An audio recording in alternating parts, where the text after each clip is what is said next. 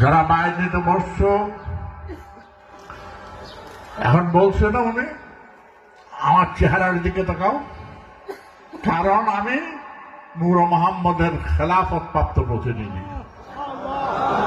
গৌসুল আজম মাইজভান্ডারী শাহ আহমদুল্লাহ কদ্দাসুল আজিজ ওসিয়া গৌসুল আজম বলেছেন কি, दिला मायना हमारा नवाब है और कौन नवाब है। दलब्बर हुसैन माइजभाন্ডারীকে উনি রুহি ওয়ারিস করে গেছেন। আর ওসিয়া গৌসুল আজম বলতেছে আমি যেভাবে কামেল অলিউল্লাহ রুহি ওয়ারিস সাব্যস্ত, ওনাকে গৌসুল আজম যেভাবে বলছে যে সুলতান हमारा दला मायना है, ওনার গৌসিয়া সুলতানতের জিম্মাদারি দেলাওয়ার হুসাইন মাইজভান্ডারীকে দিয়ে গেছেন।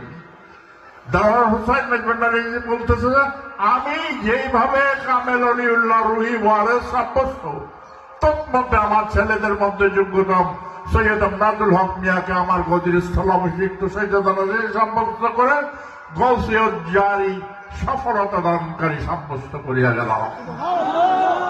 আমাকে গৌসিয়ত জারি সাব্যস্ত করে গেছে, এই জন্য আমাকে বলে কি দায়িত্ব দিয়েছে, শিক্ষা দীক্ষা সেজদান ফতোহাত নিয়ন্ত্রণ অধিকার সম্পন্ন এই গৌসিয়ত জারি সফলতা দানকারী সাব্যস্ত করিয়া গেল।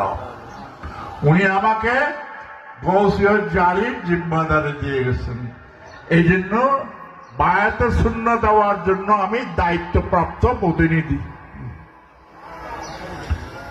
যারা বায়াত নিতে বসছ, ধ্যান করে আমার মুখে মুখে বলো,